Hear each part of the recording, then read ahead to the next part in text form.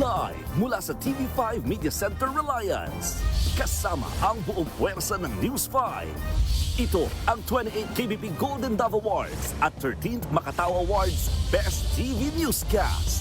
Frontline Pilipinas. Protesta ng mga miyembro ng Iglesia ni Cristo, binulaga ang marami at nagdulot ng matinding traffic sa EDSA. Isa sa mga bus ng mga ralista, humarang pa sa busway. Bahagyaring nagkagirian ng may arestuin ng mga pulis.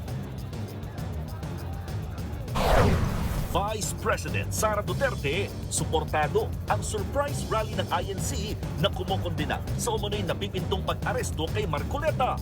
Ang latest sa mga itinadaos na protesta, ihahatid ng News 5 live. Plenary Hall ng Senado kung saan gaganapin ang impeachment trial ni VP Sara na magsisimula na sa Lunes, ipinasilip ni Senate President Win Gatchalian. Sa pool sa CCTV, 8 taong gulang na batang babae, minanyak umano ng pulis. Isa pang sa pool sa video, ang rider na yan, siya nang delikadong makasingit, siya pang may ganang mandali ng side mirror. Lagot ka sa LTO! Low pressure area na nagpapaulan ngayon sa malaking bahagi ng Luzon, malaki ang tsansang maging bagyo. Eto na nga. Andrea Brillantes at Enrique Hill ng A Secret in Prague nagtanan sa Hong Kong.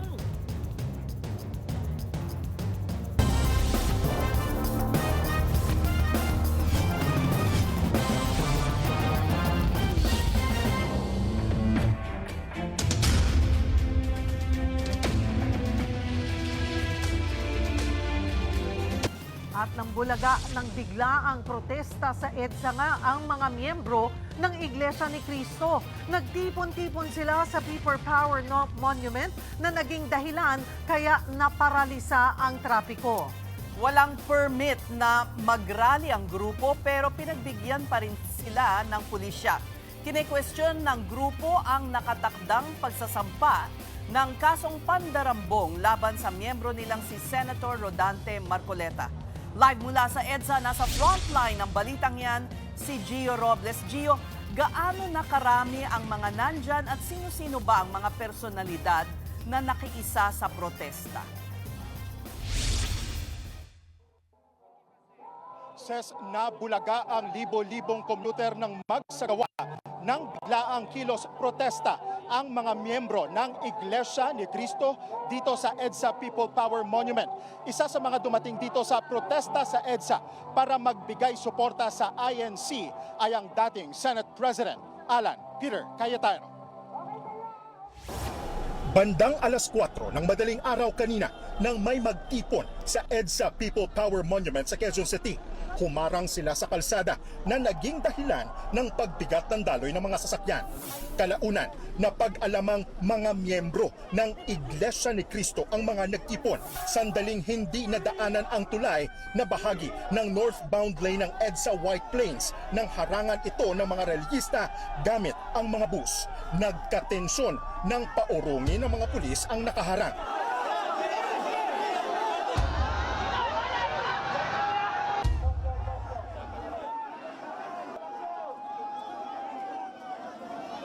Hindi nagpatinag ang mga reliyista sa mga sumusuway na pulis. Nakipagtulakan sila para manatili sa gitna ng EDSA.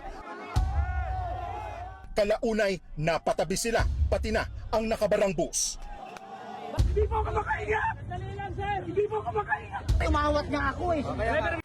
Ganun mo na! Sa kayo! May ilang inaresto dahil sa umano'y panggugulo. Itinanggi nilang may ginawa silang masama o nanakit ng sinuman. Pero giit ng mga pulis.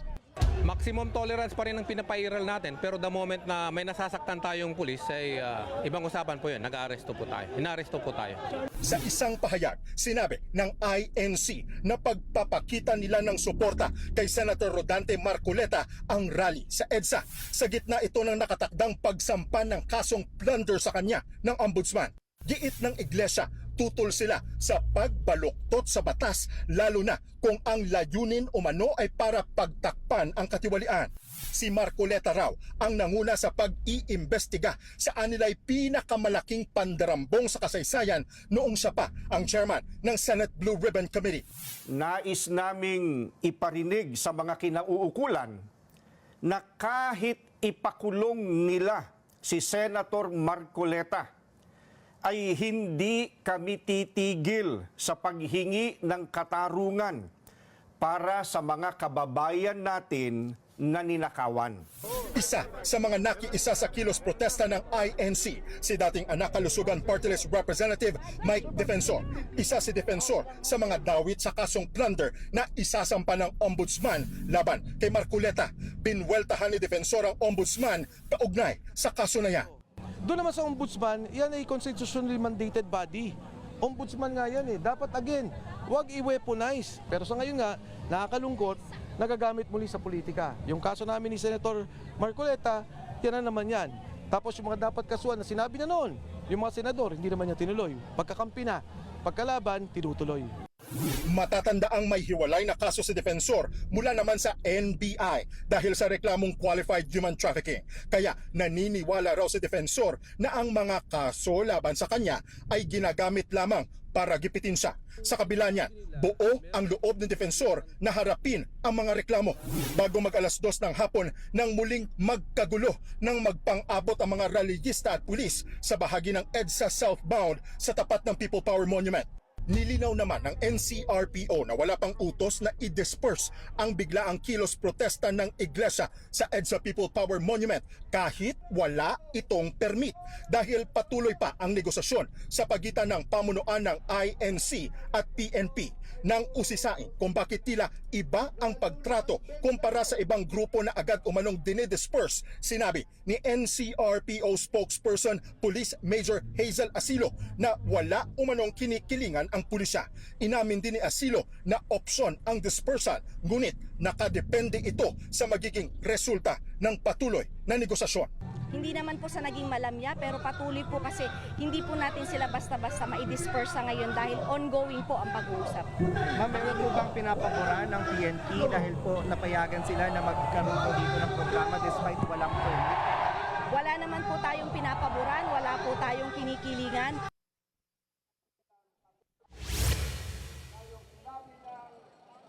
Time check, 6:28 ng gabi at biglang bumuhos na naman po ang ulan ngayon dito sa bahagi ng EDSA People Power Monument.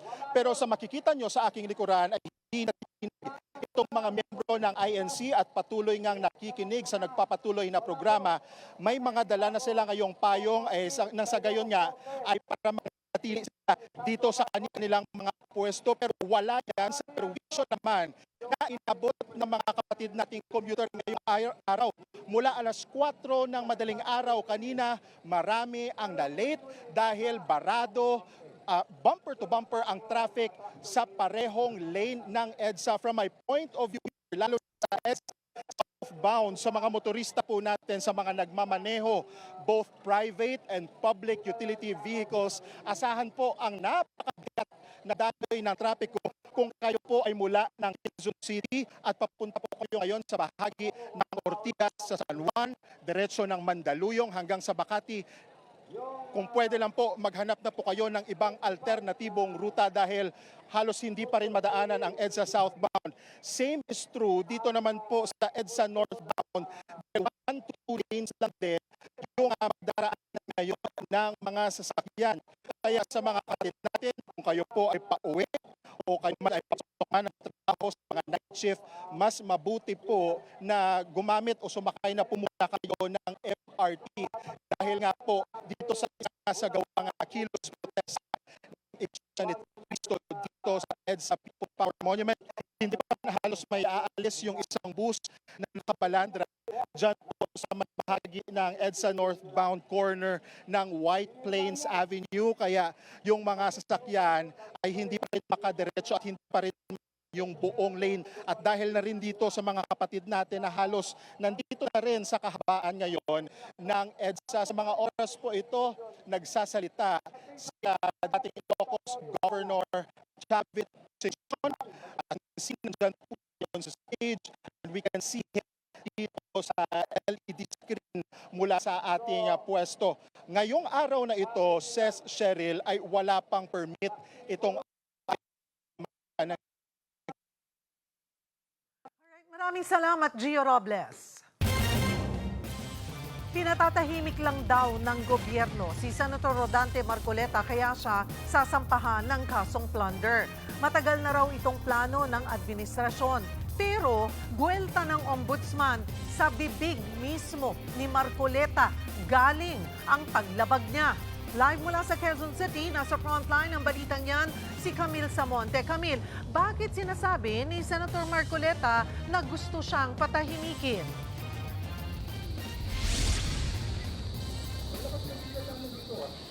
Cheryl, iginiit ni Senator Rodante Marcoleta na planado umano ang pagsasampa ng kaso laban sa kanya para umano'y protektahan itong mga tunay na nasa likod ng katiwalian, bagay na itinanggi ng Office of the Ombudsman dahil ito raw pagsasampa ng kaso laban kay Senador Marcoleta ay bahagi raw ng accountability at transparency na parehong ipinananawagan ng mga nagrarally ngayon sa EDSA.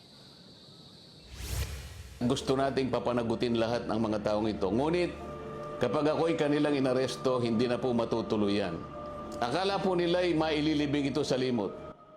Yan ang iginigiit ngayon ni Senator Rodante Marcoleta. Kasunod ito ng balak na pagsasampa ng ombudsman ng kasong plunder laban sa senador. Kaugnay yan ang 75 million pesos na campaign donation na tinanggap ni Marcoleta noong 2025 midterm elections. Sabi ni Marcoleta, gusto lang daw siyang patahimikin kaugnay ng kanyang papel sa investigasyon ng flood control scandal. Mas uunahin po nila yung tao na nagmamalasakit sa inyo para palitawin natin ang katotohanan. Ngunit yung taong nasa likod ng lahat ng kasalanan ito ng pagnanakaw, hanggang ngayon ay wala pa po silang ginagawang pag-uusig. Bukod sa issue ng flood control, ang isa pa raw rason kaya may balak ipakulong si Marcoleta ay ang kanyang papel bilang Senator Judge sa impeachment trial ni Vice President Sara Duterte. Inaasahan nila ay hindi na po ako makakasali doon sa impeachment proceedings na nakatakda pong magsimula sa susunod na linggo. Sa mga tweet, 2 ibon sa isang putok, mga kababayan. Pero agad yang tinabla ng Office of the Ombudsman. Giit ni Assistant Ombudsman Miko Clavano, mismong sa bibig na raw ni Marcoleta nang galing ang mga ebidensya laban sa kanya. Marami kasi kaming fina-file na kaso laban sa mga public officials at kadalasan yan po talaga ang nagiging sagot nila na persecute sila, na it's about politics. The facts will speak for themselves.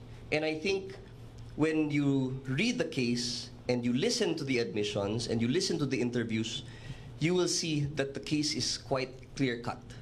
Kaya it's hard to see kung saan po nanggagaling si Senator Marcoleta dito dahil yung kaso mismo ay yung ebidensya mismo na ginamit ng ating mga investigador ay nanggaling din po sa kanya. Batay sa investigasyon ng Ombudsman, hindi idineklara ni Marcoleta ang natanggap na donasyon sa kanyang Statement of Assets, Liabilities and Net Worth o SALN. Nakasaad din umano sa Statement of Contributions and Expenditures o SOSE ni Marcoleta na wala siyang natanggap na cash o in-kind contributions.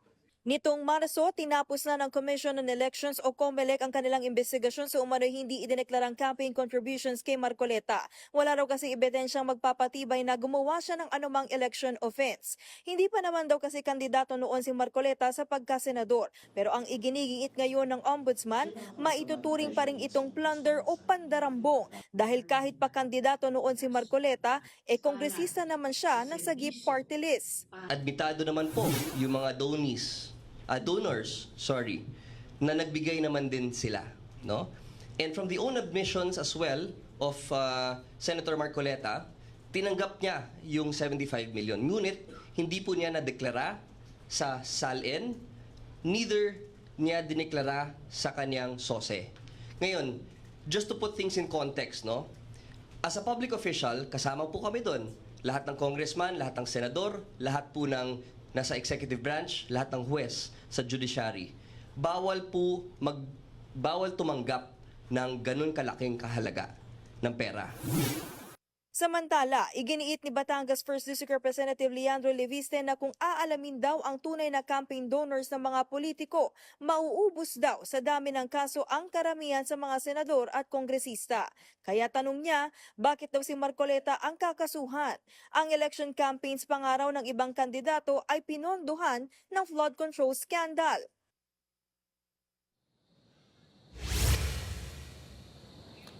Cheryl, sa ngayon, hinihintay pa na malagdaan itong resolusyon bago formal na maisampa ang kasong plunder laban kay Senador Rodante Marcoleta sa Sandigan Bayan. Nilinaw rin ng Ombudsman na wala pang inilalabas na warrant of arrest laban sa senador. Cheryl?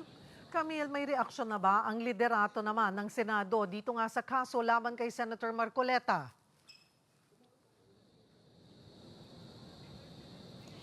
Cheryl, tumanggi nga muna na magbigay ng komento itong si Senate President Win Gatchalian dahil wala pa naman daw formal na isasampa ng kaso. Hindi rin siya nagbigay ng komento doon naman sa tanong kung mabibigyan ba ng protective custody ng Senado sakaling ilabas na nga itong warrant at maaresto na si Senador Marcoleta. Cheryl. Ano rin ang reaksyon ng Ombudsman naman sa isinasagawang rally ng Iglesia ni Cristo bilang pagtutol nga dito sa pag-aresto kay Marcoleta? Cheryl, binigyan diin nga ni Assistant Ombudsman Miko Clavano na yung pinanawagan nga ngayon ng mga kasapi ng INC sa EDSA ay pareho rin daw yan sa ipinaglalaban ng Office of the Ombudsman, which is yung accountability at transparency. At ang sinasabi nga ng Ombudsman, itong pagsasamba ng kaso laban kay Marcoleta ay bahagi raw yun dahil kailangan nga na mapanagot kung sino man yung mga tiwaling opisyal at nagkakasala. At kanina nga, Cheryl, natanong din kung may pressure ba sa Ombudsman, no, dahil nga sa rally na nangyayari. Ang sabi ni Clavano, ang tanging pressure lamang daw na nararamdaman ngayon ng Ombudsman ay yung magawa yung tama at mapanagot yung mga tao na dapat na makasuhan. Cheryl. Maraming salamat, Camille Samonte. Suportado raw ni Vice President Sara Duterte ang nagaganap na protesta sa EDSA. Tiniyak naman ng Malacanang na iimbestigahan at pananagutin ang makikita nilang may ginawang paglabag. At live mula sa Malacanang, nasa frontline ng balitang yan, si Maricel Halili. Maricel. Ses Tiyempo nga sa ika-4 na taong anibersaryo dito sa Malacanang ni Pangulong Bongbong Marcos ang isinagawang surprise rally diyan sa EDSA para suportahan ang transparent government at si Senador Rodante Marcoleta. Ang ending, kinansela ni Pangulong Bongbong Marcos ang kanyang mga aktibidad kaninang umaga. No-show si Pangulong Bongbong Marcos sa Marine Cleanup Drive sa Manila Bay kaninang umaga. Siya dapat ang mangunguna sa paglulunsad ng programang ito. Kinansela rin ni Pangulong Marcos ang press briefing kasama ang Foreign Correspondents Association of the Philippines o FOCAP sa Makati. Kailangan daw kasing i-monitor ng Pangulo ang walang permit na surprise rally sa EDSA na nagsimula kaninang madaling araw. Hindi raw kasi maikakaila ang epekto nito sa publiko. Magkakaroon po ito ng impact sa bawat tao, sa bawat trabahador, sa bawat estudyante, sa bawat pasyente na nakasakay sa ambulansya na dadaan sana sa EDSA. Lahat ng ito, pati tayo rito, ay maaapektuhan. Maaapektuhan tayo dahil sa ipinaglalaban ba nila ang isang karapatan? Karapatan ba ni Senator Marcoleta? Ang karapatan ng isang tao sa isang kaso ay binibigay naman po. Nandiyan naman po ang paggalang sa right to due process. Giit pa ng Malacanang, iginagalang ng Pangulo ang karapatan ng bawat isa na magkilos protesta. Ang Pangulo naman ay nirerespeto ang karapatan ng bawat tao. Ang freedom of expression, ang freedom of assembly, at pero hindi kinikilala ng Pangulo ang mga pang-aabuso na may kaakibat dito. Ano pong pang-aabuso yung tinutukoy natin dito, ma'am? Maaari natin masabi kung may pang-aabuso kung nakakaapekto na sila ng ibang tao. Karapatan din naman lahat natin na galangin din ang karapatan ng bawat isa. Kaya ang panawagan ng Malacanang sa mga rallyista, Kung magkakaroon ng mga pagpoprotesta o gathering, ay makipag-coordinate naman sa gobyerno. Kung meron po tayo makikita ngayon na violation ng anumang batas, ito po ay iimbestigahan at kung kailangan na managot at kitang-kita naman siguro kung meron paglabag sa batas, ay kailangan din po managot.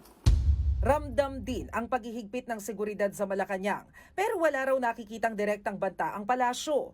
Utos ng Pangulo sa mga pulis, magpatupad ng maximum tolerance at ibalik sa normal ang lahat sa lalong madaling panahon. Itinanggi rin ng Malacanang ang sinasabi ng Iglesia ni Cristo na umano'y selective justice patungkol sa kaso ni Senador Rodante Marcoleta. Hirit ng Malacanang, si Marcoleta naman mismo ang nagkwento tungkol sa 75 million pesos na natanggap niyang donasyon na siyang pagbabasihan ng kaso laban sa kanya.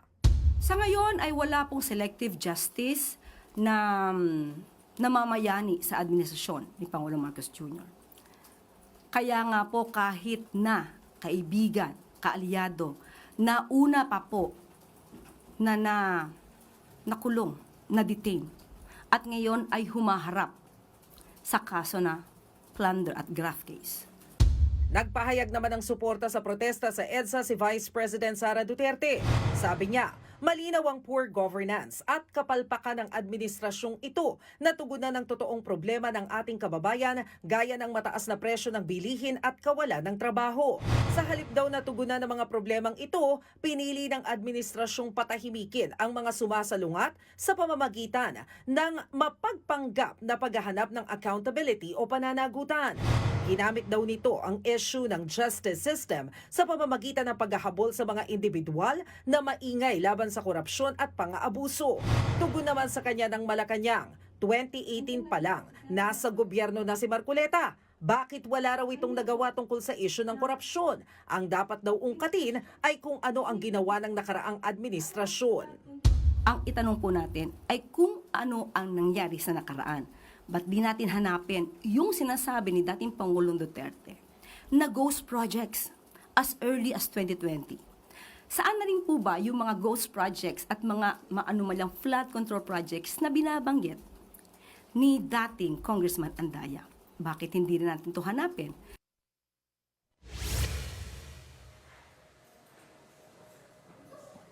Sa ngayon, inaantabayanan pa natin kung magkakaroon ng panibagong anunsyo ang Malacanang patungkol doon sa mga activities na naka-line up kay Pangulong Bongbong Marcos bukas. Meron kasi siyang nakatakdang daluhan na isang event ng Philippine Air Force pero so far wala pa namang pag-aanunsyo kung ikakansela yan o hindi. Ang sigurado, tuloy daw si Pangulong Bongbong Marcos sa kanyang official visit patungo dyan sa Vancouver, Canada at wala namang nakikitang factors ang Malacanang as of now na dahilan para kanselahin pati yung kanyang biyahe. Ses? Maricel, paano naman ang paghihigpit sa seguridad ang ginawa dyan sa Malacanang sa gitna ng nagaganap na protesta? Alam mo, Ses, napansin natin talaga yung paghihigpit ng security nila dito sa palasyo ng Malacanang. Kanina, pagdating natin dito sa Malacanang, kapansin-pansin yung pagsasara ng ilang mga gate dito at napansin din natin yung ilang mga karagdagang miyembro ng Philippine National Police na nakatambay dyan sa labas ng gate ng Malacanang. So far, ang nakita natin, isa lamang yung entrada na pinapayagan na makapasok nga dito. So ramdam natin yung paghihigpit nila, although malinaw din naman yung naging pahayag ng Malacanang na so far wala naman silang nakikitang direct threat. Ito daw ay normal na aksyon tuwing nagkakaroon ng kilos protesta to ensure din daw yung security dito sa palasyo. Ses? Maricel, nabanggit mo na tuloy nga ang biyahe abroad ni Pangulong BBM. Sino naman ang maiiwang caretaker dito sa bansa? So far, wala pang inaanunsyo ang Malacanang, Ses, kung sino-sino yung magiging caretaker. Pero kung ang pagbabasihan natin ay yung mga nakalipas na official visit ni Pangulong Bongbong Marcos sa ibang bansa, usually 3 cabinet secretaries yung itinatalaga niya bilang caretakers at madalas din nakabilang dyan sa mga caretakers ang executive secretary. So I think isa yan doon sa mga aantabayanan natin na i-anunsyo bukas, pero I think it's also safe to assume na ganun din yung maging anunsyo nila kapareho ng mga previous visits ng Pangulo, yan ay kung talagang wala silang makikitang ibang dahilan para kanselahin pa ang kanyang biyahe. Ses. Dito naman sa nagaganap na rally, ano ba ang susunod na hakbang ng pamahalaan dahil may mga pangambang baka abuti ng ilang araw itong rally sa EDSA? Well, so far, ang ipinag-utos daw ni Pangulong Bongbong Marcos is to ensure na meron tayong maximum tolerance dyan sa isinasagawang kilos protesta. At sabi nga niya, dapat maibalik na sa normal sa lalong madaling panahon yung sitwasyon dahil of course concerned sila dun sa mga naaapektuhan na ibang mga ordinaryong tao na wala naman talagang kinalaman dyan sa kilos protesta na yan. Ang in-enumerate nga kanina ni Undersecretary Claire Castro, kabilang dyan yung mga pasyente daw na nakasakay doon sa ambulansya na nahihirapan daw dumaan dyan sa EDSA dahil dyan sa rally. At ang pakiusap nila sana nga daw ay dumaan sa proseso, kumuha ng permit at titingnan daw nila kasi hindi naman daw nila ito tolerate kung meron mang mapatunayan na pang-aabuso dito sa kilos protesta. Kanina tinanong natin kung sino ba yung nakikita nilang posibleng umabuso. Wala namang pinangalanan ng Malacanang kasi depende daw yan doon sa kalalabasan ng investigasyon kapag nakita nila na meron ngang totoong naging violation. Ses. Maraming salamat, Maricel Halili. Nagsanib puwersa ang mga pulis mula Metro Manila, Central Luzon at Calabarzon para bantayan ang mga daanan patungo sa Malacanang. Dagdag bantay rin sa mga kalsada ang mga taga-Philippine Coast Guard at Bureau of Fire Protection. Live mula sa Liwasang Bonifacio, nasa frontline ng balitang yan, si Gerard de la Peña. Gerard, gaano kahigpit ang seguridad dyan sa mga oras na ito?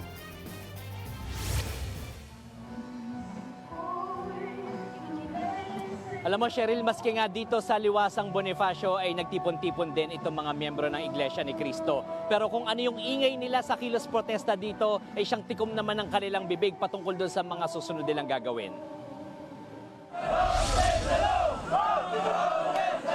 Kahit umuulan,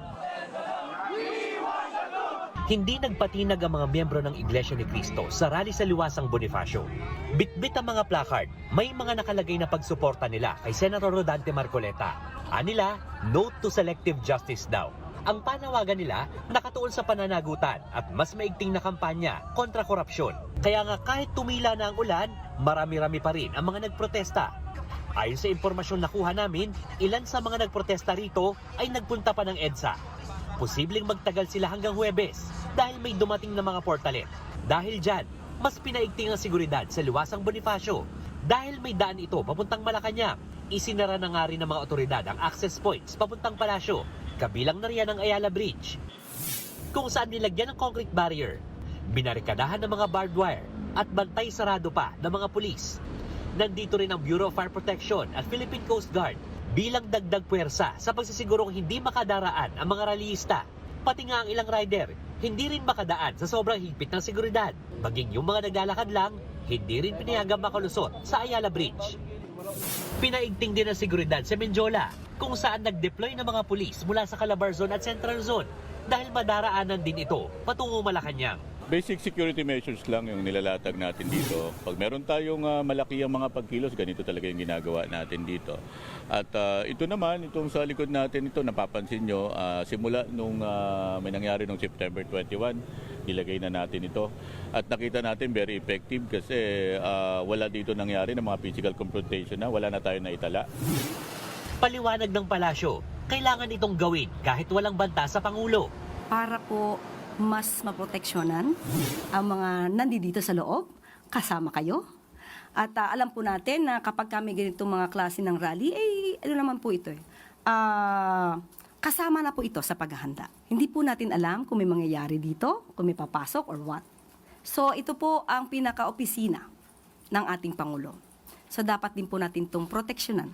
Kahit ano pang klaseng rally yan, maliit, malaki, dapat natin proteksyonan at ito po ay parte na po.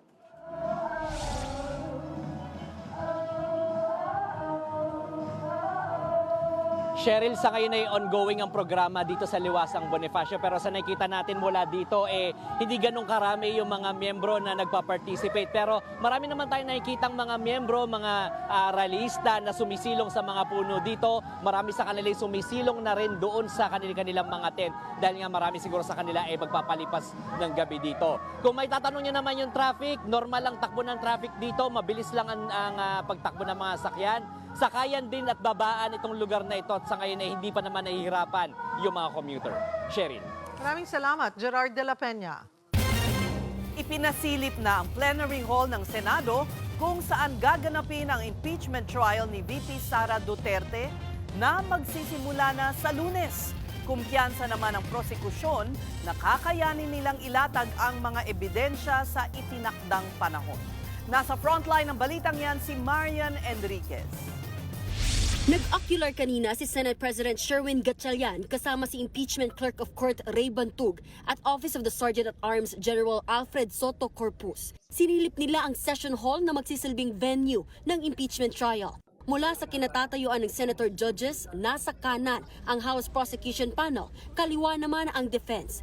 Sa gitna nakapwesto ang tatayuan ng mga ipatatawag na testigo. Naglaan naman ng 150 upuan sa gallery para sa mga staff at para sa mga gustong manood. Sinilip din kanina maging ang mga holding room ng mga abogado at testigo. Sa pre-trial order na inilabas ng impeachment court, 62 araw ang ilalaan para sa prosekusyon at 30 araw naman sa depensa.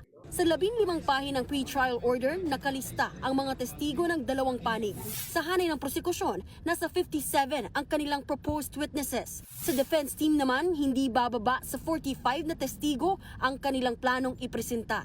Meron namang 17 common witnesses sa yung parehong testigo ang 2 kampo. Kabilang na riyan ang nagpakilalang bagman umano ni VP Sara na si Ramil Madriaga, Ombudsman Boying Remulla, dating Senator Antonio Trillanes IV, dating Budget Secretary Amina Pangandaman, mga direktor ng National Bureau of Investigation, Anti-Money Laundering Council at Securities and Exchange Commission.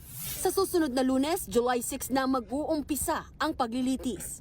Monday to Wednesday, alas 2 ng hapon gugulong ang trial. Inaprubahan ng impeachment court ang hiling na 62 trial days ng prosekusyon at 30 trial days naman sa defense team para ipresenta ang kanilang mga ebidensya. Unang article na isasalang ang assassination plot o pagbabanta ni VP Sara sa buhay ni Pangulong Bongbong Marcos, First Lady Liza Araneta Marcos at dating House Speaker Martin Romualdez. 11 trial dates ang ilalaan dito. Ang ikalawang article naman ang maling paggasta ng confidential funds na bibigyan ng 31 trial dates. Ikatlong ilalatag ay ang panunuhol o bribery sa DepEd officials na bibigyan ng 8 trial dates.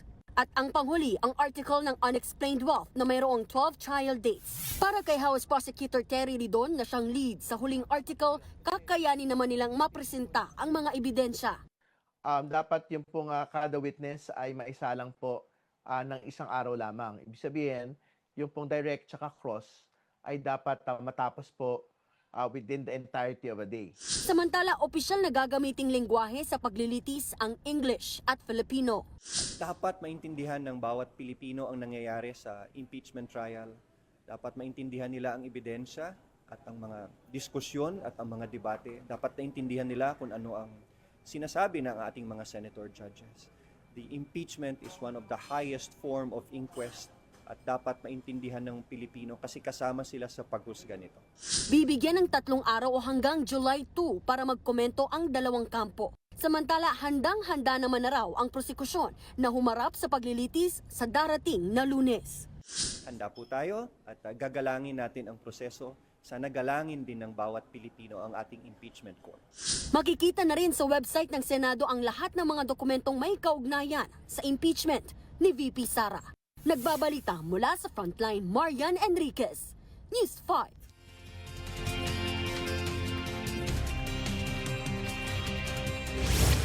Weather update tayo mga kapatid, patuloy po nating binabantayan ito pong low pressure area na nagpapaulan sa malaking bahagi ng ating bansa, kasama na po dyan ang Metro Manila. Sa kasalukuyan, ito pong ating binabantayang low pressure area ay tumatawid na dito sa rehiyon ng Mimaropa at huli pong namata ng Pag-asa, dyan po banda sa may mga katubigan o coastal waters dyan sa area ng Marinduque. Sa ngayon, ito po ay nasa high chance o mataas po ang tsansa nitong maging isang ganap na bagyo. In the next 24 hours, ayon sa Pag-asa. If ever nandito na po yan sa may West Philippine Sea or palabas na po yan ng West Philippine Sea, doon natin nakikita na yan po ay posibleng maging isang ganap na bagyo.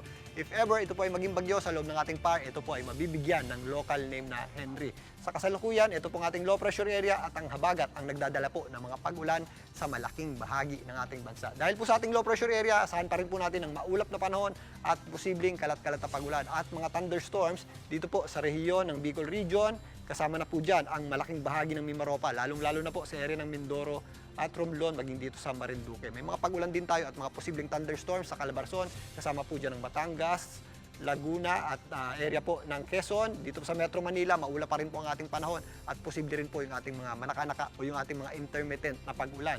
May mga pag-ulan din tayo sa Central Luzon, lalong-lalo na po dito sa area ng Aurora. Ganun din po ang ating aasahang panahon sa area naman ng Palawan dahil naman sa epekto ng ating habagat o southwest monsoon. At habang kumikilos po, papalayo itong ating binabantayang sama ng panahon, mababawasan po yung ating mga pag-ulan sa Bicol Region. Pero bukas, may mga pag-ulan pa rin po tayo dito sa kanlurang bahagi ng Luzon, ang Mimaropa, Calabarzon area, kasama na po dyan ang western section ng Central Luzon, including dito po sa Metro Manila. Sa Visayas naman, nabawasan na po ang epekto nitong ating low pressure area, pero meron pa rin tayong mga posibleng kalat-kalat na pagulan at mga posibleng thunderstorms dito sa Western Visayas, particularly dito sa rehiyon ng Panay, maging dito nga sa area ng Palawan. Sa Mindanao naman, mga pulupulong pagulan, thunderstorms naman ang ating aasahan. Usually, nangyayari po yan tuwing hapon at gabi sa natitirang bahagi o sa malaking bahagi ng Mindanao, maliban lang dito sa area ng Zamboanga Peninsula na posible po yung ating mga kalat-kalat na pagulan dulot ng epekto nitong ating binabantayang habagat o southwest monsoon na pinapalakas nitong ating binabantayang sama ng panahon. Samantalang sa Metro Manila, bukas magpapatuloy pa rin po ang maulap na panahon at may mga kalat-kalat na pagulan pa rin tayo hanggat hindi po tuluyang nakakalayo itong binabantayan nating sama ng panahon. Maulap pong panahon natin bukas at anumang oras sa maghapon, posible po tayong makaranas ng mga pagulan. Kaya sa mga lalabas ng bahay, papasok sa opisina, trabaho, ugaliin pa rin po natin. At huwag po natin kalimutan ang pagdadala ng payong o anumang pananggalang sa ulan. Mga kapatid, sa kabila po ng mga pagulan is bumagsak pa rin po o nasa below critical level na po ang Angat Dam na nasa 159.95 meters.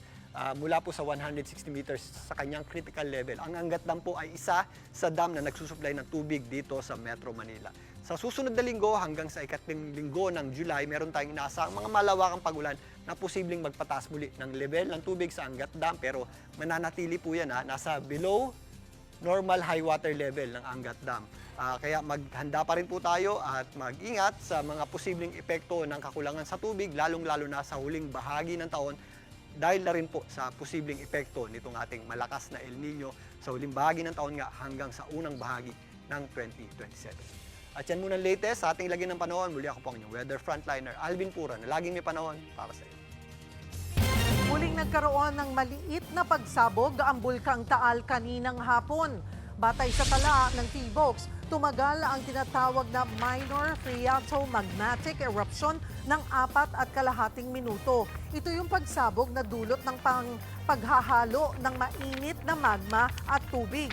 Umabot sa 1,200 meters ang taas ng ibinuga ng bulkan mula sa main crater nito. Sa kabila niyan, nananatili sa Alert Level 1 ang Bulkang Taal. Ibig sabihin, ipinagbabawal ang pagpasok sa Permanent Danger Zone. Kaninang alas 7 ng umaga, unang nagbuga ng abo ang bulkan na tumagal ng 4 na minuto. Showbiz, eto na nga! Mga kapatid, eto na nga ang mga umaarangkadang showbiz balita ngayong Martes. Humingi ng paumanhin si Drag Race Philippines Season 3 winner Maxi Andreson matapos muling lumutang ang lumang video ng kanyang pananampal at paninipa sa isang transgender woman. In a now expired IG Live, nilinaw po ni Maxi na nangyari ang insidente 3 years ago. Hindi rin niya itinanggi ang pananakit. Aminado rin si Maxi na mali ang kanyang nagawa. Paliwanag ng kanyang management, may mga naging paglabag sa boundaries ni Maxi bilang performer kaya humantong sa insidente. Pero hindi rin daw nila kinukonsinti ang ganitong karahasan. Kasunod po nito, umugong din ang panawagan na alisin si Maxi bilang cast ng upcoming Die Beautiful the Musical. Wala pang pahayag ang production kaugnay nito. Susunod, alamin na ang iba pang live update sa nangyayaring protesta sa EDSA.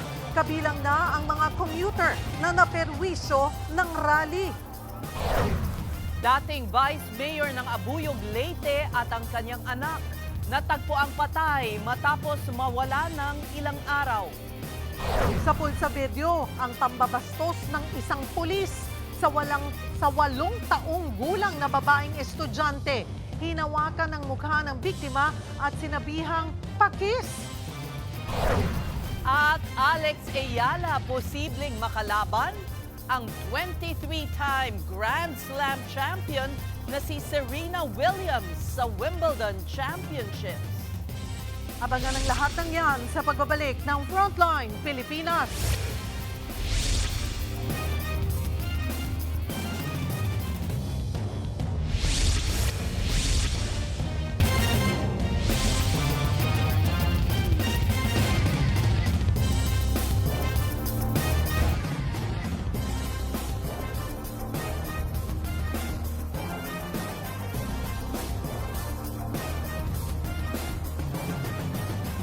Mga kapatid, Julius Babaw po. Nasa Middle East o saan mang dako ka ng mundo, manatiling may alam at may pakialam sa mga mainit na balita dito sa ating bansa. Simulan po natin ang bawat araw sa tuloy-tuloy na balitaan sa Frontline. Mag-follow at mag-subscribe sa social media pages ng News 5.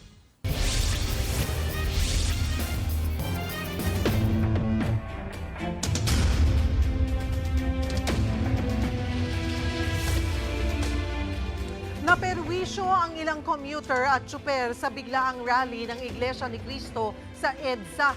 Pati ang mga motorista matinding traffic ang inabot lalo't sumabay sa rush hour ang protesta.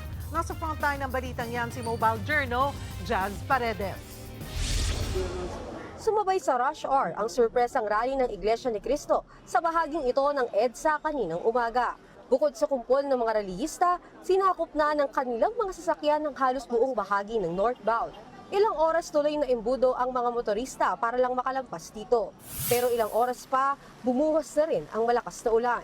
Lalo tuloy hindi umusad ang mga sasakyan at naabala ang mga commuter. Tulad na lang ni Eugene na nagulantang daw sa mahabang traffic papasok sa trabaho. Nagambala raw tuloy ang wala sanang abalang araw-araw niyang pagkakommute. Sa pag-commute ko po, nakita ko po na napakahaba po ng traffic po na nakakaabala po talaga siya sa mga katulad ko pong mga pumapasok po sa aming mga trabaho. Sana po, yung mga nag-rally po, sana po nagkaroon mauna po ng pagkikipag-ugnayan po bago po sila nagkaroon po ng pagtitipon para po sana naiwasan po yung ito pong abala, especially po ngayon umuulan pa po, doble perwisyo po talaga siya. Tanging EDSA busway na lang ang nakikita at hindi inookupa ng mga grupo. Kaya ang ginawang remedyo ng MMDA? In the meantime, nag-coordinate po kami sa DOTR. Padadaanan po muna namin itong bus carousel and ibubuka po namin yung concrete barrier para po makadaan yung pribado sa sasakyan. Pero sabi ng mga reliyista, never let them know your next move. Pasado kasi alas 10 ng umaga, humarang ang bus na ito sa daanan ng EDSA Carousel. Isa ito sa mga bus ng mga rallyista. Sabi ng MMDA, agad naman na lang naalis sa busway ang sasakyan ng mga grupo. Sinabi rin ng Transportation Department na hindi naman naapektuhan ang operasyon ng EDSA busway. Pero aminado silang bumagal ang daloy ng mga bus mula Ortigas northbound at Santolan dahil pa rin sa mga sasakyang pinadaan sa busway. Kaya ang pasaherong si Giselle, wala na raw nagawa sa kakaunting bus at siksikang bus carousel. Kanina ko lang din po nalaman na may bigla ang rally po pala. Kaya yung mga bus po sa carousel ay medyo kakaunti po. Kaya medyo siksikan po ngayon sa bus at medyo traffic din po. Pati si Patrick, nakita raw mismo kung paanong naglakad na lang ang ilang pasahero kaysa makapagsiksikan sa EDSA Carousel. Pagpasok po talaga ng carousel, pagdating ng NEPA Q-Mart hanggang sa Main Avenue, sobrang dami na pong tao, siksikan na, late na yung mga tao, lumalabas na po sila sa carousel, tapos nilalakad na lang po nila. Sabi ng MMDA, pati raw ang mga sasakyan na ginawang parking at humambalang sa kalsada, agad nilang inalis gamit ng tow trucks. Yun nga lang, hindi pa rin natigil ang pagkabuhol-buhol na sasakyan. Hanggang sa Ortigas walang usad ang mga motorista. Samantala, hindi naman naapektuhan ng rally ang operasyon ng Metro Rail Transit o MRT. Pero nitong hapon, mismo si Transportation Secretary Banoy Lopez ang nag-inspeksyon sa seguridad ng MRT stations habang patuloy ang EDSA rally. Ang biglaang protesta na yan, nakaperwisyo sa mga tsuper at kinundi na ng ilang transport groups. Ipit na eh. Paano sila makakabalik kung ipit ka sa traffic? Ang gagawin mo, magtsatsaga ka, yung oras mo, mauubos yung diesel mo. Kaya napakalaking epekto. Sana, nag-abiso muna sila na magkakaroon sila ng rally para itong mga transport, mga driver namin nakapaghanda. Maski ang operator ng busway na si Juliet, napaaray na lang sa ilang oras na perwisyo ng rally na may malaki agad na epekto sa gastusin sa kanilang operasyon. Sa taas po ng fuel namin ngayon, apektado po yung operational cost namin. Apektado din po. Kaya hindi po kami nag-expect na ganyan ang gagawin. Ano yung ginagawa nilang to? Kasi itong rally na to is not for a personal, is not for a personal na tao. Dapat tayo, kung meron mang issue, hintayin na lang natin whoever yung gagawa. Napakalaki po ng epekto sa amin yan. Pero para sa Lawyers for Commuter Safety and Protection, suportado raw ang biglaang rally ng iglesia. Mukha yatang nagka-windang-windang na lahat. So dito, ang kailangan dito is not selective justice, no? But justice for all. No? Kaya nga ang panawagan, managot lahat o panagutin kung sino yung mga korap. Kung ang pananagutin lang natin yung korap pero na kalaban, no? So to speak, allegedly, at yung mga korap na sangkot, nakakampi sa politika, hahayaan natin. Nagbabalita mula sa Frontline Mobile Journal, Jazz Paredes, News 5. Lalo pang pinaigting ang seguridad sa mga lugar papuntang Malacanang. Meron pa ngang isinarang tulay. At live mula sa Ayala Bridge, nasa frontline ng balitang yan, si Gary De Leon. Gary, kamusta ang seguridad dyan? Alam mo, Ses, ngayong gabi ay nakakaranas nga ng pag-uulan dito sa may Ayala Bridge. Pero sa buong maghapon nating paghihintay at pagbabantay dito sa lugar ay wala nga tayong nakita na rallyista. Ito yung tulay na pinaka-importante sa mga nagpoprotesta dahil kadalasan dinadaanan nito para makarating ng Malacanang. Mga barikadang bakal at barbed wire ang sumalubong sa mga commuter na dumaraan sa Ayala Bridge sa Maynila. Ipinagbawal ang pagdaan sa lahat ng uri ng sasakyan. Pero ang mga kinagulat na lang na naglalakad patungo ng Mendiola, bawal din maglakad sa Ayala Bridge para tumawid. Kaya marami ang nagalit dahil wala naman daw rallyista sa Ayala Bridge. May mga na-late sa trabaho, hindi nakapasok sa paaralan at ang iba napaiyak na lang. Pero sagot ng mga pulis, trabaho lang at utos lang sa kanila na bawal dumaan. Hindi sila, at isa sa reason nila ay para hindi malusutan at masorpresa na naman ng mga nagpoprotesta. Sanib puwersa ang mga pulis mula sa NCRPO at Region 3 na sinamahan pa ng BFP sa Ayala Bridge. Target nilang harangin ang mga nagpoprotesta na nanggagaling sa Liwasang Bonifacio at EDSA para hindi sila makarating sa Mendiola at Malacanang. Ses, ito yung sitwasyon ngayon dito sa akin. Ito yung live na sitwasyon. Naglagay na rin yung mga pulis ng container van at yung mga kaibigan nating mga pulis ay nababasa ng ulan at pinadaan na rin nila yung mga kababayan natin. Kagaya nito, pakita ko sa inyo. Pinadaan na rin sila kasi kanina nagigpit nga rito pero ngayon dahil sobrang dami na ng tao nakikiusap at umuulan at wala naman nag-rally, so pinayagan na rin ng PNP na makatawid sila sa Ayala Bridge para makarating sa kanilang mga patutunguhan, makauwi sila, especially mga estudyante, mga galing sa trabaho at yung mga kasama naman nating mga pulis na nandito nagbabantay ay relax na lang din sila at wala naman kasi untoward incidents na nangyayari. Bagamat ganun nga yung sitwasyon, mahigpit yung seguridad na pinututupad, naglagay sila ng 2 container van bilang protection na rin kung sakasakaling mabulaga sila at may mga dumating na magpoprotesta sa lugar na ito. Sa ngayon sa mga kababayan natin na nag-iisip na dumaan dito sa area ng Ayala Bridge ay maaari na po kayong tumawid kung may dala kayong bisikleta pero hindi pa rin po pwedeng dumaan yung mga sasakyan. Ses. Maraming salamat, Gary De Leon.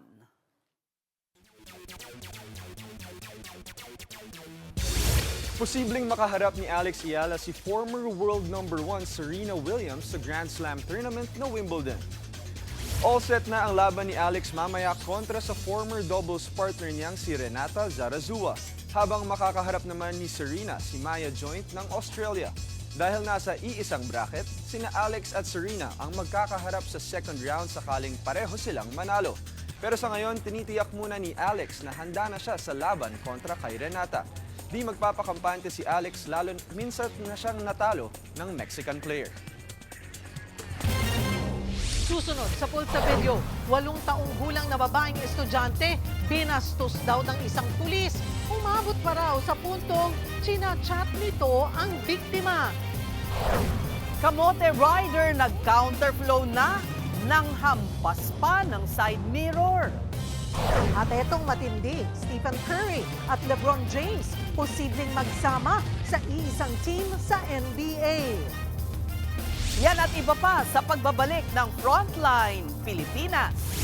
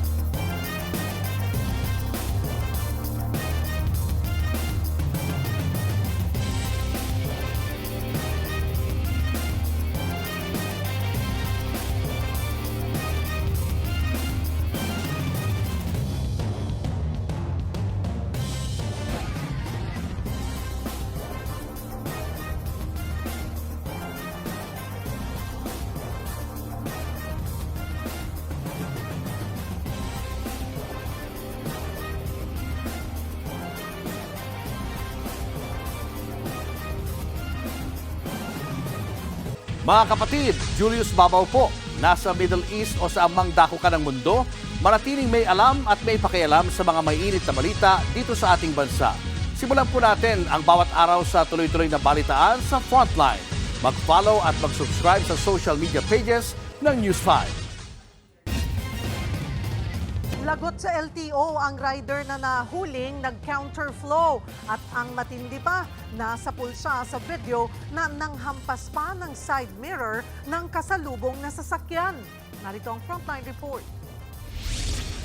Makikitang masikip ang kalsadang yan sa San Juan City. Nang biglang sumulpot ang sumingit at nag-counterflow na motorsiklo. Napatigil tuloy ang kasalubong nitong itim na SUV at ang kasabay na puting kotse. Binauna ng motor ang puting kotse pero nang makabante na ito, hinampas ng rider ang side mirror ng SUV. Sabay harurot palayo. Ang video na yan, nakarating na sa Land Transportation Office. Agad inisyuhan ng show cause order ang driver at rehistradong may-ari ng motorsiklo. Pinapupunta sila sa tanggapan ng Intelligence and Investigation Division para magpaliwanag. Iniimbestigahan ang paglalagay ng hindi autorisadong blinker o accessory sa motor. Bukod sa pag-counterflow at sa umano'y pagiging improper person to operate motor vehicle. Kasabay niyan, inalarma na rin ang motorsiklo at sinuspindi ng 70 araw ang lisensya ng rider habang gumugulong ang investigasyon. Nagbabalita mula sa Frontline, Margie Bentulan, News 5.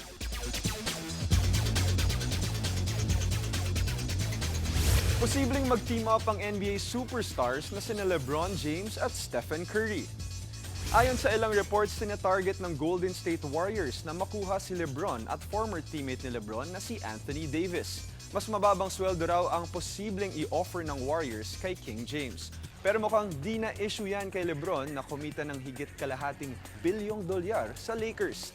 Sakaling matuloy yan, super team ang mabubuo dahil mukhang willing din magstay ang isa sa mga star player ng Warriors na si Draymond Green. Sa PBA naman, magbabalik si Gilas Pilipinas legend Jimmy Alapag bilang head coach ng NLEX Road Warriors. Present sa contract signing ni Alapag si Metro Pacific Tollways Chairman Manny V. Pangilinan.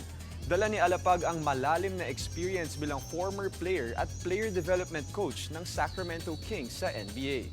Susubukan ni Coach Jimmy na i-improve ang playoff run ng NLEX sa susunod na season. Maagang umexit ang NLEX sa nakaraang Commissioner's Cup playoffs kahit hawak nila ang number 1 seed. Yan muna ang latest sa Frontline ng sports. Ako po si Diego Dario. Susunod, dating Vice Mayor ng Abuyog, Leyte at ang kanyang anak natagpuang patay matapos mawala ng ilang araw. Chinese vlogger na namasyal sa Makati City bigla raw nakatulog ng painumin at pakainin siya ng ilang Filipino food. At pagkagising niya, wala na ang kanyang 170,000 pesos. At komedyanteng si Ate Gay, ibinahaging wala na raw nakitang bukol sa kanyang katawan. Tutok lang mga kapatid, magbabalik pa ang Frontline Pilipinas.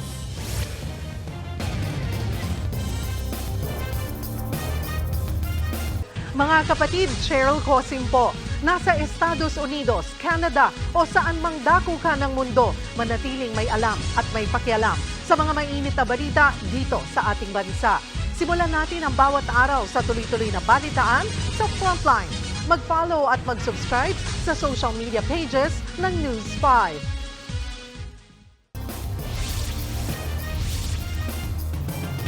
Pagkainan ng matagpuan na ang mag-ama na umano'y dinukot sa Mayorga, Leyte, 3 araw na ang nakalipas. Kinilala ang mga biktima ang sina dating Abuyog, Leyte Vice Mayor James Bohol at anak niyang si Carlo James. Base sa investigasyon, dinukot umano ang mag-ama sa kanilang warehouse ng 3 armadong lalaki nitong Sabado ng hapon. Natagpuan na lang kanina ang kanilang mga labi sa damuhang bahagi ng isang kalsada sa bayan ng Silago. Patuloy ang investigasyon kaugnay nito. Samantala, nagpaabot naman ng pagkikiramay ang alkalde ng Abuyog sa pamilya ng mga biktima.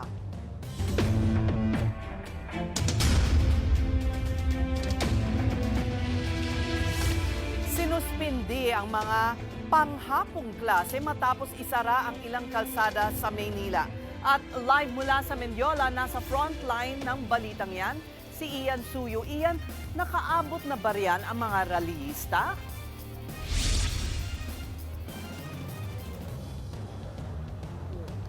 Sa mga oras na ito ay wala pa nga mga rallyista na nakikita dito sa vicinity. Actually, kahabaan na to ng Recto Avenue, kung saan nga makikita nyo sa aking likuran, mahigpit na yung pagpapatupad ng seguridad dito para nga sa posibilidad na magkaroon ng spillover o yung mga rallyista magtutungo dito mula doon sa inilunsad nilang mga programa kanina sa may Liwasang Bonifacio pati na rin sa may Quezon City. Kaya't ang ginawa na ng mga miyembro o tauhan ng Philippine National Police hapon pa lamang naglagay na kagad nitong mga concrete barriers pati na itong mga bakal na may nakapalibot na mga barbed wires. Sunod-sunod nga ang pagdating kanina ng mga puwersa ng PNP dito sa Mendiola. Bukod sa MPD ay nag-deploy na rin ng mga galing sa mga kalapit na probinsya gaya ng Region 3 at ng Calabarzon. Kanina rin nakita natin na naglatag sila ng container sa kahabaan ng Recto Avenue bilang extra layer of security sa lugar.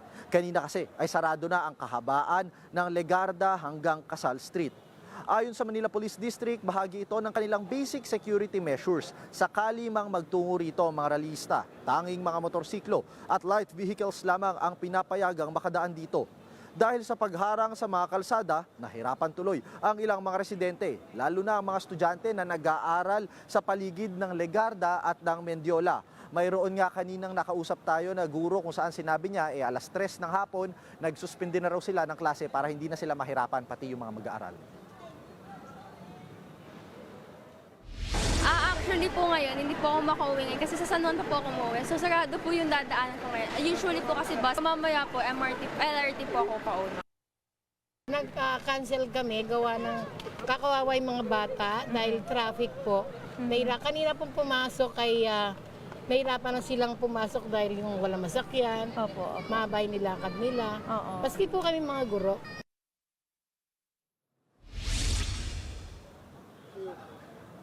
Ayon nga sa MPD, handa naman daw sila, sapat daw yung bilang ng mga tauhan na nakadeploy dito ngayon. At yung kahandaan nila, posibleng kung sakali man daw naabutin hanggang bukas magdatingan o anumang oras mula ngayon magdatingan yung mga protesters, nakadeploy na ng maigi strategically yung kanilang puwersa rito. Yun nga lang, ang magiging epekto niyan, patuloy yung magiging paghihirap or adjustment pagdating sa traffic dahil nga sarado yung Kasal, yung Ayala Bridge, Ayala Bridge, sarado pa rin hanggang sa mga oras na ito. Legarda, pati ang Recto, sarado. So, ito yung mga lugar na kadalasan or maraming mga dumadaan ng mga estudyante dahil maraming mga universidad at paaralan dito. Kaya humingi nga rin ng pangunawa ang MPD may kinalaman sa ganitong sitwasyon na kinakaharap ng mga residente at mag-aaral ngayon. Pakinggan natin yung kanilang naging pahayag.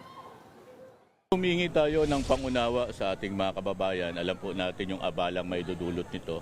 Ang sa atin po dito, ginagawa lang ng inyong kapulisan na gawin natin yung part natin, nabantayan natin itong lugar at yung iba pang lugar sa Maynila.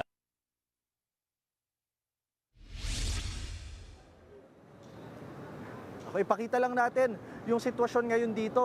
So, nandito tayo sa may Recto, kahabaan to ng Recto, patungo dun sa may Divisoria. At kung mapapansin ninyo, hanggang dito na sa kalikuran, sinagad na talaga nila dito sa may eskinita, yung barbed wires, pati na rin yung mga concrete barriers. Kaya ang siste, yung mga dumadaan dito na mga mag-aaral, mga residente, iikot yan dito. Sa may barrier na yan, lalampas sila. Ayan, makikita ninyo, dumadaan sila dito. Ito yung nagiging daanan nila. Kung tutungo sila pa may Medjola at kung palabas naman, dito na sila pupunta, palampas ng Recto. At doon pa lamang sila makakasakay. Sa likuran pa lamang ng barrier sila makakasakay ng mga tricycle na available. Papunta na yan sa Divisoria o kung iikot man sila, patungo na posible sa may Quiapo or sa may Sampaloc. So pakita rin natin dito na makikita nyo yung mga kapatid natin or yung mga police forces natin dito from Manila Police District, pati na rin iba't ibang mga probinsya na-deploy na at naitalaga na mula pa noong tanghali para lang for extra security at in anticipation for the possible spillover nga ng mga protesters o rallyista. At kaninang hapon din ay nagpadala ng mga heavy equipment na ginamit pang buhat. Ayan, makikita natin, lapitan natin ng konti, So ito yung mga binuhat at mga dinala na mga container kanina. Additional layer yan of protection para mas masiguro nila na mas maaagapan yung pagdagsa ng mga possible protesters dito sa kahabaan ng lugar. At ayon din sa MPD ay inaasahan nila na posibleng bukas magtungo, kung hindi man bukas ay sa mga susunod pa na araw. Kaya asahan din daw nila na posibleng magdagdag pa sila ng additional forces or augmentation team para masuplementahan o mapanatili yung seguridad dito sa lugar. Yan muna ang latest mula dito sa may Recto Avenue. Balik sa'yo. Maraming salamat, Ian Suyu. Showbiz, eto na nga! Mga kapatid, eto na nga, masayang ibinahagi ng komedyanteng si Ate Gay ang kanyang road to recovery sa sakit na cancer. Sa isa nga pong Facebook post, sinabi niyang wala nang nakitang bukol sa kanyang ilong at leeg. Base po yan sa pinakahuli niyang MRI results. Matatandaang na-diagnose si Ate Gay ng stage 4 cancer. Ayon sa komedyante, 4 na immunotherapy sessions na lang ang natitira sa kanyang gamutan. Nagpasalamat naman si Ate Gay sa Diyos at sa lahat ng patuloy na nagdarasal at sumusuporta sa kanyang paggaling. Susunod, 14 anyos na dalagita, patay matapos saksakin sa leeg. Napagkamalan lang daw. At sa A Secret in Prague, Mikoy, itinuturing ng enemy of the state. Paano na sila ni Kiara? Tutok lang mga kapatid, magbabalik pa ang Frontline Pilipinas.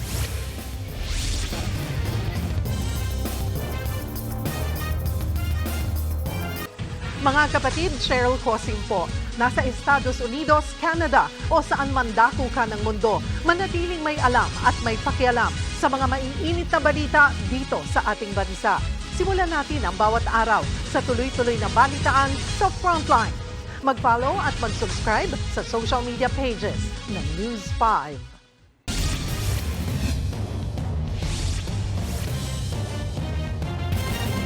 Nagpasaklolo kay Senator Raffy Tulfo ang isang Chinese vlogger na ninakawan daw ng 3 Pinay sa Makati City. Bago niyan, pinasyal, pinainom at pinakain pa raw siya hanggang sa mawalan ng malay. Narito ang Frontline Report. June 18 nang namasyal sa Makati City ang Chinese vlogger na si Miss Lee. Lumapit naman sa kanya ang 3 Pinay na nagmagandang loob daw na samahan siya. Isinakay siya ng mga ito sa taxi, pinainom at pinakain ng ilang Filipino food. Hanggang sa mawalan daw siya ng malay. Nang magising siya, ay nanakawan na siya ng 170,000 pesos. Dumulog si Miss Lee sa programang Wanted sa radyo ni Senator Raffy Tulfo para ikwento ang kanyang masamang karanasan. Anya, kalalabas lang niya ng hotel nang buntutan siya ng isa sa mga suspect. It would have been a red flag if they keep following you without you inviting them. Yeah, because Okay. when I make a video for myself, after I saw they just keeping follow me, I also ask why they're allowed student and they just try talk with me. Dumulog naman sa mga pulis si Miss Lee at doon napag-alaman na dati nang naaresto sa kasong robbery ang isa sa mga suspect at nakapagpiyansa lang. Nagkwento rin daw ang isang fan ni Miss Lee tungkol sa parehong karanasan mula sa suspect. Kinumpirma naman yan ng mga pulis. Dati na pala talaga itong scammer. So in the course of investigation, pinakita naman natin sa kanya yung ating rogues gallery dahil maayos naman yung ating database dito. And luckily, meron siyang na-identify. Okay, so yun sir ngayon ang sinusundan po ng ating mga investigation. Right. Ayon sa mga pulis, kapareho ng modus ng grupo ang Ativan Gang na dati nang nasawata ng mga pulis. Nag-request na ang mga pulis ng mga CCTV footage para agarang mahuli ang mga suspect. Problemado naman si Miss Lee dahil may nakatakda ng flight pa Thailand at wala ng panggastos.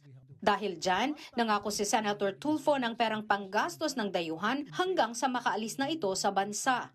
$2,000 plus documents from the police that would certify that you were scammed and that your bank will reimburse you or make sure that you don't have to pay for the money that was taken from your Thank credit you. card. Okay? Thank you, sir. Nagbabalita mula sa Frontline, Margie Bentulan, News 5.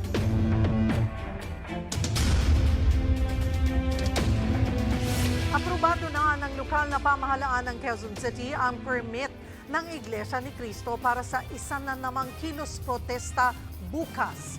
Gaganapin daw ulit yan sa EDSA White Plains. Live mula sa EDSA People Power Monument, nasa frontline ng balitang yan si Mobile Journal Jazz Paredes. Jazz, kumusta ang sitwasyon dyan ngayon? Traffic pa rin ba?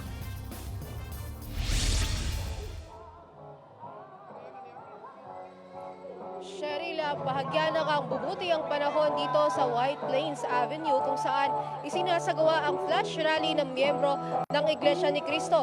At sa mga oras na ito, mula umaga hanggang gabi, ulan o umaraw, patuloy ang kanilang pagkakaisa dito at patuloy din ang sinasagawang programa. Mayroong kantahan, mayroong konting celebration. Ngunit hindi pa rin nagpapatinag hanggang ngayon malalim na ang gabi. Sa patuloy nga na nandito nakabang ang ilan sa ating ang crowd. Ang huli nating estimate mula sa NCRPO at the Philippine National Police ay mahigit 13,000 ang tao dito. Sa nakikita natin ngayon dahil nga bumuti na ang lagay ng panahon ay muling dumami at sumikip ang crowd dito sa White Plains Avenue. Sa lagay ng sitwasyon ng trapiko, sa ngayon ang southbound lane ng EDSA ay nananatiling heavy ang traffic, habang dito naman sa northbound ay nananatiling moderate to heavy. Nananatiling bukas ang busway habang ang one lane din ang nadadaanan ng mga sasakyan dito. Ngunit Cheryl, inaasahan natin na mas umina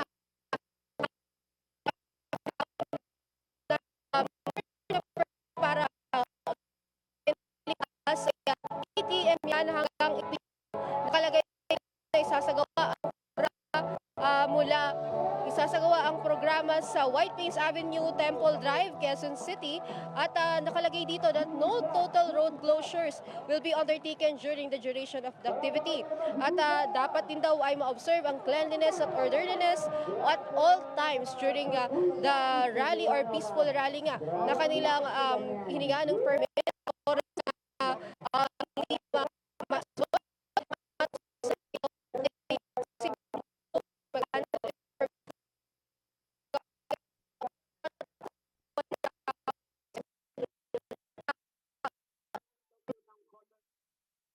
Maraming salamat, Mobile Journal Jazz Paredes. Showbiz, eto na nga! Mga kapatid, pinagbabayad ng korte ng danyos na aabot sa 3.5 million pesos si Anjo Iliana. Kaugnay po yan ng mga TikTok post na tinukoy ng kampo ng Itbulaga bilang mapanira sa programa, hosts at management. Pinaburan ng Branch 279 ng Regional Trial Court ng Mandaluyong City ang TVJ Productions. Naglabas din ng permanent injunction ang korte. Ibig sabihin, bawal nang maglabas si Anjo ng mapanirang pahayag online. Ayon nga po sa official statement ng TVJ Productions, and I quote, "We welcome the court's decision as a definitive vindication of the integrity of Itbulaga, its hosts and its management, and of the decades of trust that generations of viewers have placed in the program." Giit po nila, hindi dapat gamitin ng social media para tapakan ang karapatan ng iba. Wala pa pong pahayag si Anjo kaugnay nito. Ito pa nga, tumitindi ang mga eksena sa A Secret in Prague. Ang karakter ni Enrique Hill na si Mikoy abay isa ng enemy of the state. Paano na ang pagmamahala nila ni Chiara? Nasa frontline ng balitang yan, si MJ Marford. Do you both know how stressed I am right now? Do you? Hindi lang nag-disappear ang asset natin. His disappearance has caused a snowball effect on our case laban sa Moraviano. Ayun na nga, stress ng malala ang GAGO boss ni Sir Norberto, aka Joel Torres, sa nawawalang asset. Tapos, yung asset! Jaywalking case! Ayun, at nasa Hong Kong na pala. Yes, sina Chiara at Mikoy, play by Andrea Brillantes at Enrique Hill, nagtanan! Or more like, nagtago nga ang dalawa. Ganyan na nga ang level ng pag-iibigan sina Chiara at Mikoy sa hit kapatid seryeng A Secret in Prague. Para nga manatiling ligtas, pinili nilang lumayo. Pero in fairness, kahit may pinagdadaanan, tuloy ang haruta. Pagmamahalan. The court has issued an ex parte warrant of arrest against Mikoy, which means, simula ngayon, Mikoy is now considered an enemy of the state. Hala, hanggang kailan kaya magiging safe sina Mikoy at Chiara? Mala You and Me Against the World na ba ito? Abangan natin mamaya sa A Secret in Prague at 8:45 p.m. sa Todo Max Primetime ng TV5. Nagbabalita mula sa Frontline. MJ Marfori, News 5. Bakit ano? At yan nga po ang ating mga showbiz update ngayong Martes. See you tomorrow mga kapatid. Ako po si Jervy Wrights. At abangan niyo po kami ulit bukas dito sa TV5 sa 1PH RPTV, True TV at 105.9 True FM. Kami ang inyong kapatid sa balitaan at public service. Walang iwanan sa Frontline Pilipinas at susunod na ang Sigabo.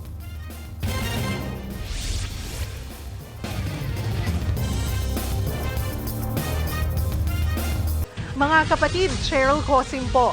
Nasa Estados Unidos, Canada o saan mang dako ka ng mundo, manatiling may alam at may pakialam sa mga mainit na balita dito sa ating bansa. Simulan natin ang bawat araw sa tuloy-tuloy na balitaan sa Frontline. Mag-follow at mag-subscribe sa social media pages ng News 5.